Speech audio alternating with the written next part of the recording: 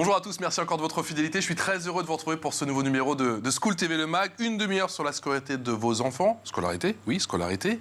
Partie mission orientation aujourd'hui. C'est voici le sommaire sans plus tarder de cette émission. On s'intéresse cette fois-ci à l'industrie automobile, une vaste filière et des secteurs en mutation. Vous le verrez dans un instant avec Mathilde Vessels. Quels sont ces secteurs en vogue qui recrutent à court, moyen, long terme? Quels sont les besoins dans cette filière? Comment surtout bien s'orienter? On en parle dans un instant. Et puis, quels sont les défis de cette industrie qui est tentaculaire à l'heure de la relocalisation et de la transition écologique? Les challenges sont nombreux, vous le verrez dans un instant. Et avec Leslie Thibault. Bonjour Leslie.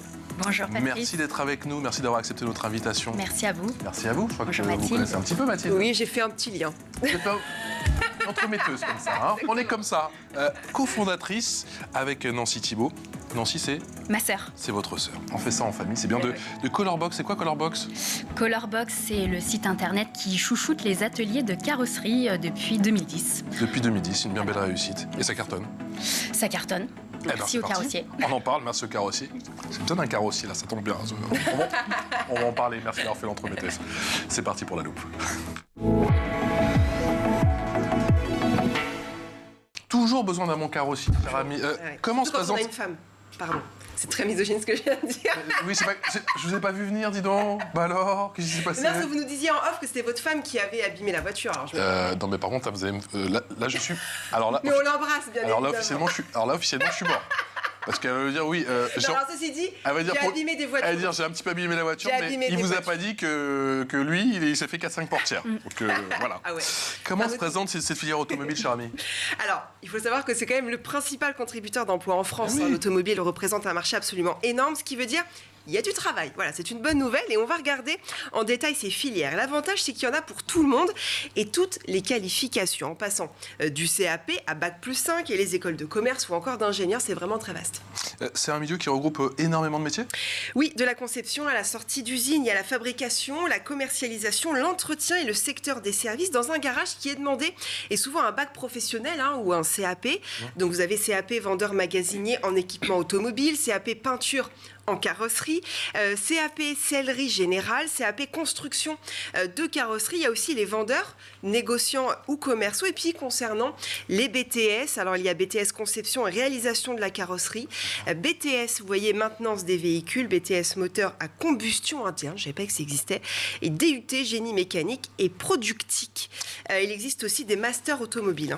Et en ce qui concerne la construction automobile, ça donne quoi? Alors les constructeurs et équipementiers recrutent à tous les niveaux, ça commence au CAP dans la fabrication. Il y a aussi les techniciens Bac+2 ou Bac+3 qui sont recherchés, mais il y a aussi des diplômes qui sont vraiment spécifiques à l'automobile, comme le BTS motorisation toutes énergies, le BTS conception et réalisation de carrosserie et le BTS maintenance des véhicules. Du côté des écoles d'ingénieurs, il y a l'ISAT, Nevers et, alors je ne sais pas comment on le dit, l'ESTAK, spécialisé dans l'automobile ou les transports. Pour info, ça s'écrit ESTACA. Voilà, ça c'est pour l'automobile et les transports. On a été très complet, on est très content d'avoir une femme pour nous parler effectivement de ce secteur automobile aujourd'hui. Est-ce que c'est un secteur qui se féminise ou pas?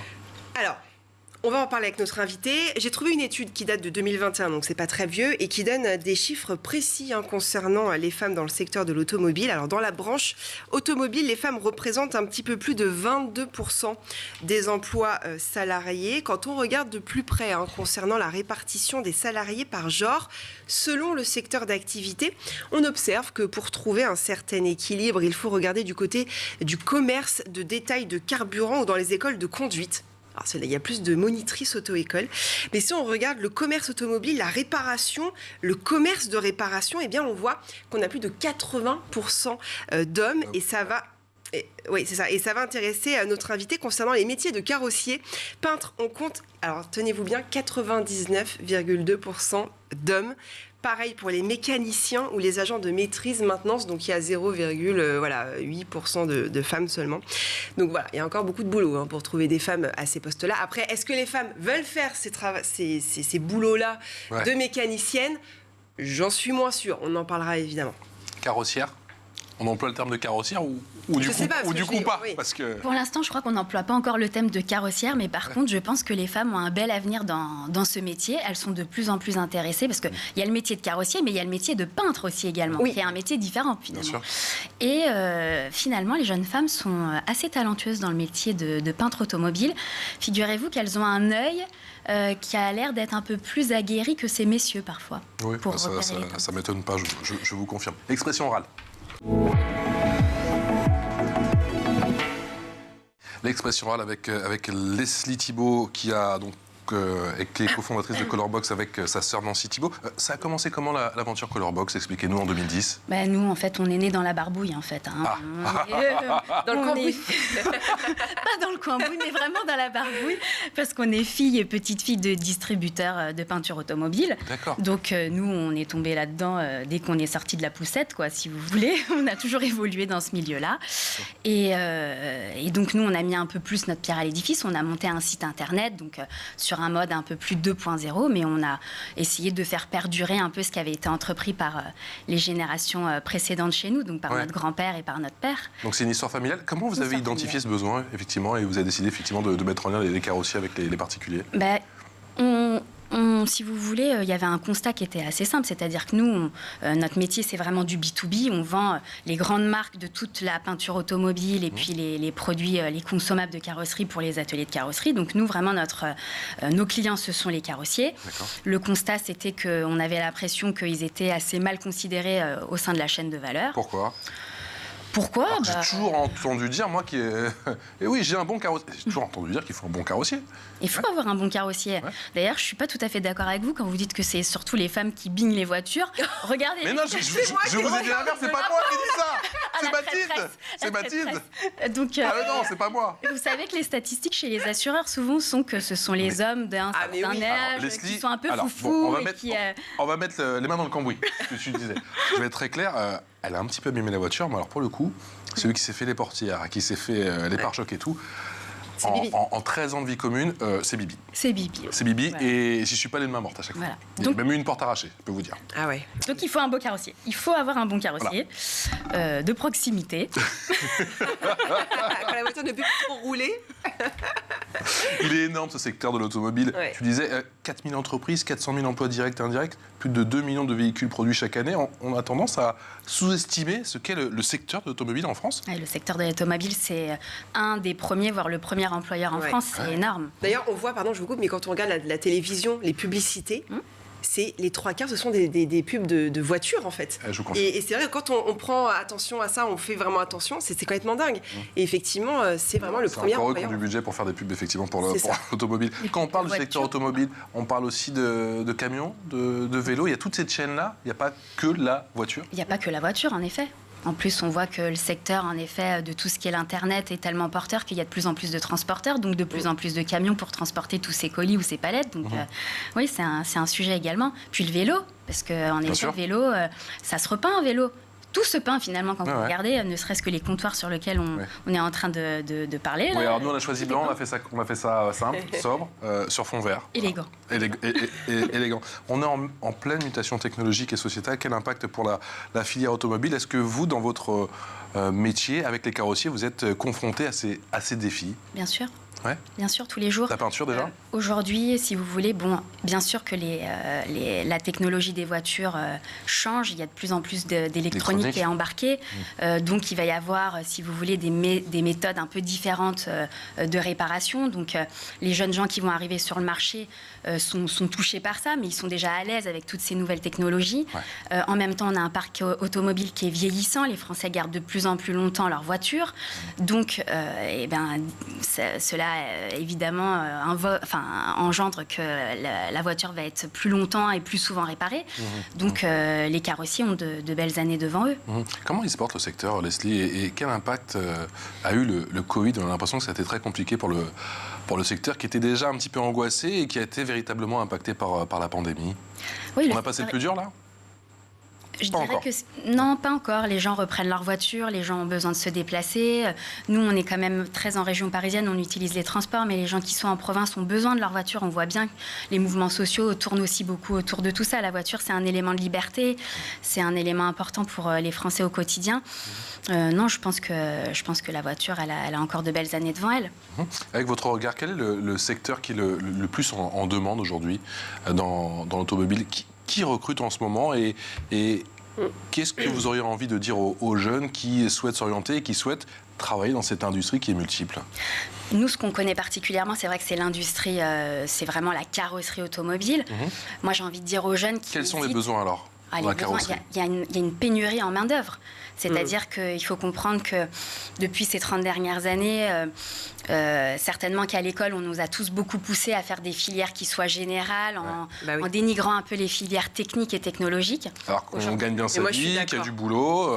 Exactement. Aujourd'hui, il faut comprendre qu'un peintre en carrosserie, en région parisienne, il peut être payé jusqu'à 3 000 € net par mois. Donc, ce sont des filières où les jeunes sont considérés, sont valorisés, sont attendus, sont espérés.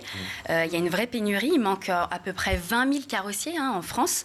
Malgré tout, on voit qu'il y a un regain d'intérêt pour cette filière, pour ce secteur. On voit qu'il y a de plus en plus de jeunes gens qui s'inscrivent quand même dans tous les CFA. Nous, chez Colorbox, on travaille beaucoup en direct avec des CFA qui achètent leurs produits de carrosserie, leurs peintures, leurs vernis sur le site de Colorbox. On voit qu'il y a un regain d'intérêt, qu'il y a de plus en plus de jeunes qui s'inscrivent. On voit également qu'il y a des jeunes femmes qui sont intéressées de devenir plutôt peintres que carrossiers, mais il y a aussi... Alors, c'est quoi la différence entre... Vas-y. Non, c'est ce que j'allais demander, exactement la même chose. C'est quelle est la différence entre peintre et carrossier? On a du mal un peu, on a l'impression que c'est le même métier, mais... Le carrossier, si vous voulez, en fait, lui, il va remettre la surface à plat, il va redonner les courbes de la voiture quand Patrice a mis... Voilà, je m'y attendais. Ouvert la portière. Je m'y attendais. Ok. Si j'avais su, je vous aurais ramené les photos, mais elles me font mal au cœur. Franchement, faut pas que je monte sur un carrossier.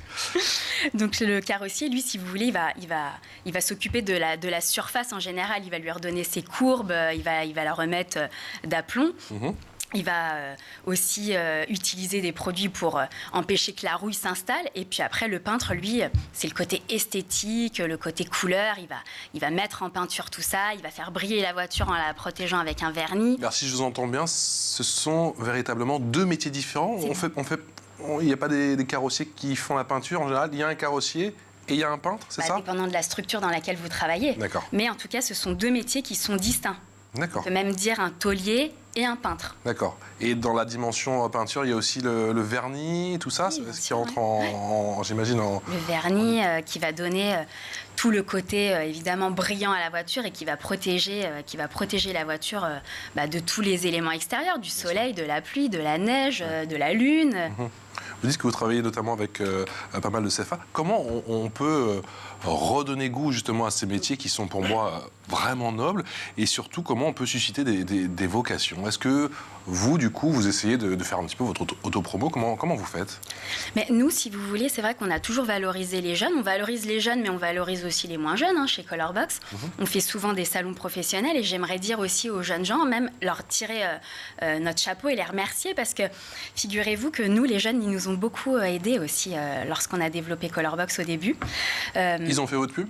Ils nous ont le bouche à oreille, les réseaux sociaux surtout en parlant carrément à leurs employeurs. C'est-à-dire que quand nous, on faisait des salons professionnels, il y a un très gros salon pour les équipementiers de l'automobile qui s'appelle Équipe Auto, auquel nous, on a eu la chance de pouvoir participer dès qu'on a lancé Colorbox. Donc dès 2010-2011, on a pu participer à ce salon qui draine surtout des gros acteurs. Et il y avait beaucoup de jeunes gens qui passaient, qui arrivaient, qui visitaient avec leur CFA les différents stands et qui n'étaient pas toujours ultra bien reçus sur certains stands parce que les jeunes gens, ils viennent. Et puis nous, finalement, on trouvait ça extrêmement sympa.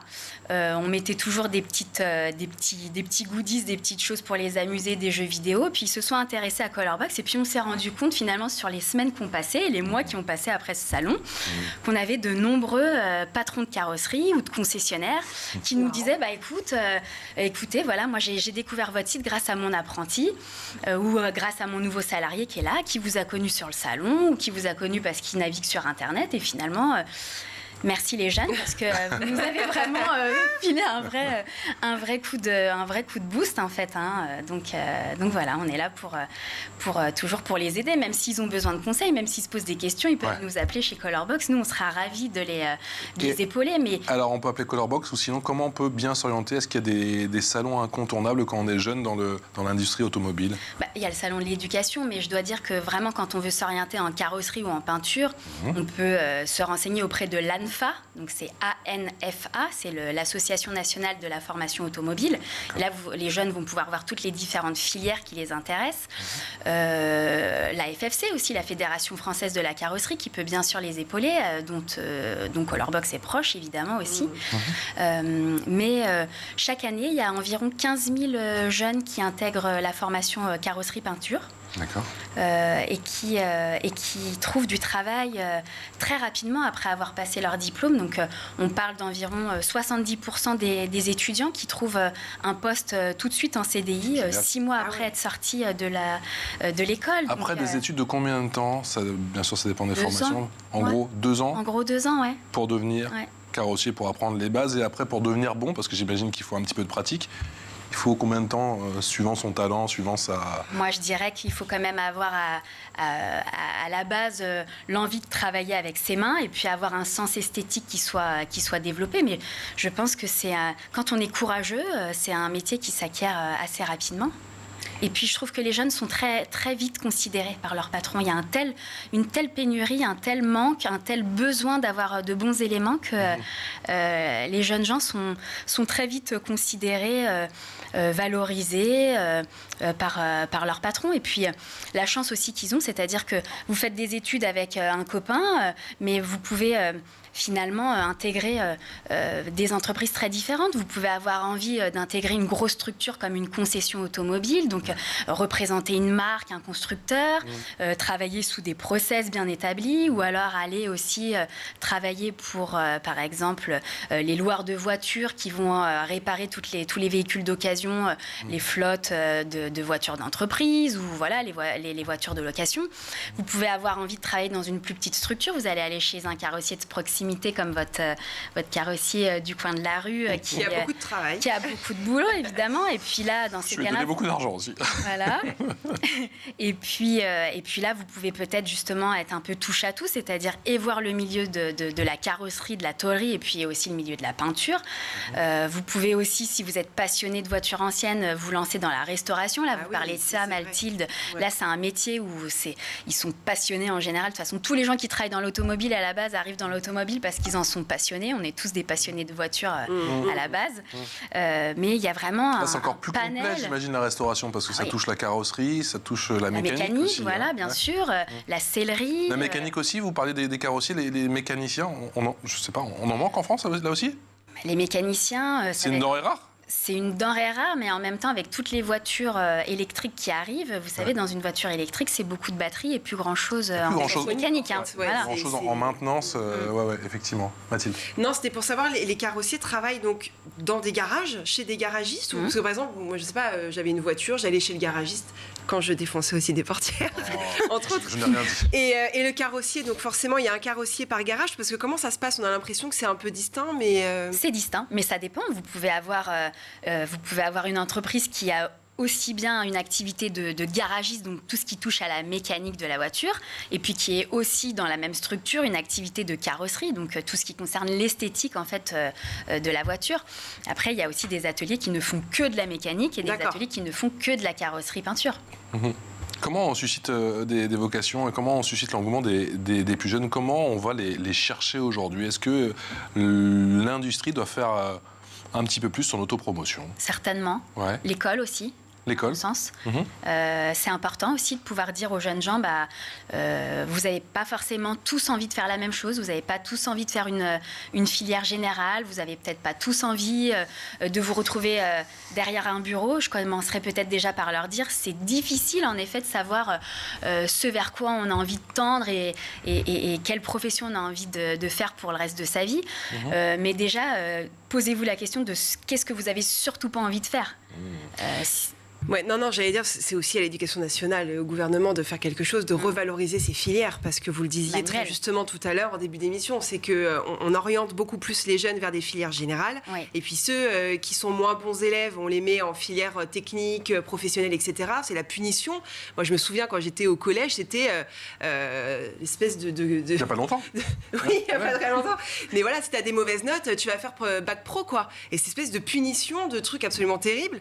Et ça, il faut retravailler. Il faut vraiment travailler là-dessus, quoi. Et revaloriser ces filières-là. Bah oui, pour l'apprentissage. Est-ce que justement l'image de l'apprentissage est en train de changer doucement mais sûrement, ou vous avez quand même toujours le sentiment qu'il y a tous ces clichés avec ces voies de garage? Tu avais l'impression que c'était ça, quoi. C'était la punition, quoi. Oui, je pense que nous, on est en train de sortir d'une période qui a duré certainement au moins 25 ou 30 ans, où on a dévalorisé les métiers manuels. Et ces métiers méritent d'être... Les artisans. C'est quand même... Surtout qu'en effet, la carrosserie, c'est un vrai métier d'artisan. On peut le prendre comme un vrai métier d'artisan. Donc, il faut avoir un sens accru de l'esthétique, avoir envie de faire des belles choses, de travailler selon des règles de l'art. Tout ça, ça s'apprend.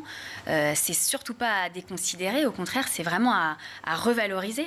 Est-ce qu'il y a des belles perspectives dans le secteur, sachant qu'effectivement, il y a bien sûr plusieurs défis, la transition écologique, climatique, et forcément, ça impacte toute l'industrie automobile. Mais également, j'ai oublié l'autre impact dont je voulais vous parler, effectivement, la transition écologique. La transition, oui, non, mais bon, voilà. Mais effectivement, le secteur est percuté par la transition écologique. Il y a aussi toute la dimension, j'imagine, avec l'inflation. Est-ce que ça, notamment chez Colorbox, c'est une dimension que vous prenez en compte et ça change un petit peu Bien sûr. Votre stratégie?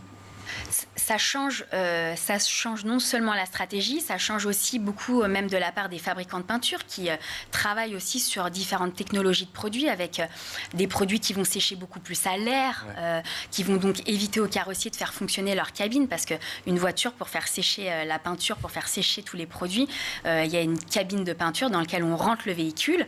Et donc, évidemment, aujourd'hui, avec les coûts de l'énergie qui sont en train d'exploser, on doit évidemment faire attention à maîtriser tous ces coûts-là quand on est un atelier de carrosserie. Donc les fabricants, eux, travaillent sur ces problématiques. Quand on parlait des artisans, effectivement, les artisans, que ce soit les boulangers, les bouchers, là, en ce moment, c'est compliqué, il y en a plein qui ferment. Il y a des carrossiers aujourd'hui qui sont en danger? Il y a des carrossiers qui sont en danger, bien sûr. D'accord. Être carrossier, c'est pas simplement refaire une belle voiture, c'est aussi avoir un rôle de gestionnaire. Quand on est à son compte, c'est vraiment avoir un rôle vraiment de gestionnaire de son activité et de regarder évidemment tout ce qu'on dépense et puis tout ce qu'on gagne. Comment on peut régler les problèmes de compétitivité en France, vous qui avez un petit peu global sur le secteur? Est-ce que vous avez l'impression qu'on a des solutions, on a des clés face aux défis qui nous attendent concernant justement la compétitivité? On parle souvent de la relocalisation, c'est ça que je cherchais tout à l'heure. Effectivement, l'heure est à la relocalisation, donc ça nous offre de belles perspectives d'emploi. Mais est-ce que vous pensez qu'on a effectivement les bases nécessaires les bases nécessaires effectivement pour performer et peut-être être à hauteur des autres, parce qu'on sait qu'on est toujours un petit peu plus cher, nous, en France. On est toujours un petit peu plus cher, mais ça, c'est pas réellement de notre faute. Il faut regarder avec le gouvernement pourquoi il y a un système de taxation qui est si fou en France. En dehors de ça, je trouve que les Français, il y a un vrai génie français qui existe. Les Français sont créatifs, on voit bien, il y a énormément de création d'entreprises, beaucoup plus en France qu'ailleurs d'ailleurs. Il y a un vrai génie français qui existe. Les Français sont courageux, ils sont valeureux. On a tout pour relancer un pays qui soit extrêmement actif. Et puis on a besoin de ces jeunes générations, évidemment, pour venir. C'est la relève finalement, ceux qui vont payer nos retraites. Et sur le papier, vous pensez que c'est une bonne nouvelle qu'on relocalise effectivement et qu'on effectivement tous les éléments de la chaîne ici sur notre territoire en France, et que ce soit pas, je sais pas, dans les pays de l'Est ou en Chine? Bien sûr que c'est une bonne nouvelle. La France, c'est un vrai pays d'industrie qu'on a laissé filer et qu'il faut de nouveau se réapproprier. Info en plus avec Mathilde. L'information en plus, attention. Mathilde, tu nous emmènes en Bretagne où de plus en plus de filles se lancent dans la mécanique. Oui, je vous en parlais tout à l'heure. Vous me regardez avec un œil hier. Enfin, tu me regardes avec un œil. Si. Non. Parce que j'ai un nom de ville assez compliqué. Tu vas y aller ou pas? Oui, bien sûr, je vais y aller. Alors. Allez, je vous emmène dans le lycée professionnel de Pont-de-Buis, les Quimerches. Ça passe. Ça va. Laisse Quimerches, maman. On a des photos très sympathiques. Oui, où les filles vont aussi mettre les mains dans le cambouis puisqu'elles sont 12 à avoir intégré ce lycée qui propose des filières dans l'automobile depuis cette année, 2022-2023, un vrai record. Alors, ok, ils sont 150 élèves, donc on est un petit peu loin avec nos 12 filles. Mais bon, même si elles sont minoritaires, c'est déjà un bon début. Si ces professionnels donc préparent ces élèves au CAP, au bac professionnel en mécanique et maintenance des véhicules automobiles. Alors, est-ce que les filles s'intéressent de plus en plus aux voitures ? Mais oui, je crois que les filles s'intéressent de plus en plus aux voitures. Après, on n'est pas toujours obligé d'avoir... Enfin, c'est pas très politiquement correct ce que je vais vous dire, mais on n'est pas obligé non plus d'avoir toujours de la parité. Ça peut être un vrai avantage. Nous, pour ma sœur et moi, ça a été un vrai avantage de travailler beaucoup avec des messieurs. On a appris beaucoup avec eux. On continue d'apprendre toujours beaucoup à leur contact. Mais je suis sûre que les filles vont pouvoir apporter aussi beaucoup de choses aux messieurs avec qui elles vont travailler. Elles ont un œil pointu. Alors là, on parle vraiment du côté peintre automobile. Les filles en peinture, elles sont très délicates, elles sont très adroites, elles sont très agiles et elles ont un œil qui repère très bien les teintes. Vous savez, en fait, en réparation, on remet à l'identique de ce qu'était la voiture à l'origine. Et les filles ont un œil manifestement qui est assez pointu. Et comment on fait du coup pour reproduire la même teinte? J'imagine que ça va être très compliqué. Oui, c'est très compliqué. En termes de peinture, de vernis. Ouais. Et de travailler sur ça. On prend quoi, un petit bout de peinture, on l'analyse, comment on fait, ou ça se fait un petit peu au feeling? Non, il y a du feeling évidemment, il y a des gens qui ont cette appétence pour pouvoir rectifier des teintes, mais maintenant les fabricants mettent à disposition ce qu'on appelle des spectrophotomètres. D'accord. Et finalement c'est une sorte de photographie de la carrosserie et qui va pouvoir dire au peintre, bah voilà, tu vois, ça c'est le code couleur que tu vas devoir reproduire. J'ai l'impression que c'est la restauration, tu sais, des peintures dans le temps et tout. Tu vois, les restaurateurs qui font un travail d'orfèvre, c'est un petit peu la même chose pour l'automobile. Qu'avez-vous envie de dire aux jeunes femmes qui hésitent un petit peu à aller dans cette industrie et qui se disent que c'est peut-être une industrie essentiellement faite pour les hommes? Est-ce que vous pensez que c'est elles qu'il faut convaincre ou parfois les parents? Parce que vous avez baigné dedans, donc j'ai compris que c'était une histoire de famille, oui, vous n'avez plus le choix. Mais j'imagine que quand on ne vient pas de ce milieu, de ce secteur, c'est un petit peu différent. C'est un petit peu différent. En même temps, aujourd'hui, je pense que les jeunes femmes ont la possibilité d'aller où elles veulent, comme elles le veulent. Il faut qu'elles vainquent, faut apprendre à vaincre un petit peu cette petite appréhension. C'est un milieu qui est très porteur, c'est un milieu qui est très intéressant, qui est très dynamique. Pour les jeunes gens, il y a de plus en plus de technologies qui sont embarquées dans ce milieu-là. Donc, ça va leur coller à la peau. Moi, je pense qu'il faut oser, il faut dépasser un petit peu cette première appréhension. Il faut essayer. Ce sont des filières avec des diplômes qui sont malgré tout assez courts. Donc, j'ai envie de leur dire, allez-y, tentez votre chance, allez-y, vous êtes attendus. C'est pas trop difficile en tant que femme quand même d'être entourée d'hommes. Alors vous, c'est autre chose parce que vous venez aussi de cette filière. C'est un héritage, mais pour les jeunes filles qui n'ont rien à voir avec ce milieu-là, qui débarquent, c'est pas trop difficile quand même? Mais je pense que quand on est un jeune, il faut avoir l'humilité en général, qu'on soit fille ou garçon, de se dire qu'on doit faire ses preuves et puis on apprend. Donc on écoute, on est attentif, on fait de son mieux, mais je crois pas en tout cas qu'une jeune fille sera moins bien considérée dans ce milieu qu'un garçon. Au contraire, je pense que ça peut être un réel atout pour elle. De différenciation. Et puis il y a tous les métiers d'artisanat, on n'en a pas beaucoup parlé, il y a aussi tous les métiers, alors plus pro-business, tout l'aspect vente, j'imagine. Commerce, aussi commercial, effectivement, où là, c'est peut-être un petit peu plus féminin ou pas forcément? On trouve les commerciaux, c'est surtout les garçons, si? Il y a un peu plus de femmes, ouais, mais bon, ça reste quand même majoritairement masculin, dans les concessions en tout cas. C'est vrai que c'est quand même un milieu qui a intéressé quand même beaucoup les messieurs et les bagnoles. Mais les filles aiment bien les bagnoles aussi, donc Merci beaucoup. Merci beaucoup Leslie Thibault. Merci à vous. On salue votre sœur Nancy. Oui. Vous êtes cofondatrice de Colorbox. Colorbox, si on veut des infos, on va sur le site, c'est www.color-box.eu. Magnifique. Merci ma chère Mathilde. Merci pour cette rencontre. Merci à vous. Je vous ramènerai les photos. Je ramène les dossiers. Ah là là, Sinon ma femme va me tuer. Je ramène les dossiers. Je ramène les portières qui étaient plus que cabossées, arrachées. Passez une excellente journée notre compagnie. On se retrouve très vite pour un nouveau numéro de School TV Le Mag. Ciao.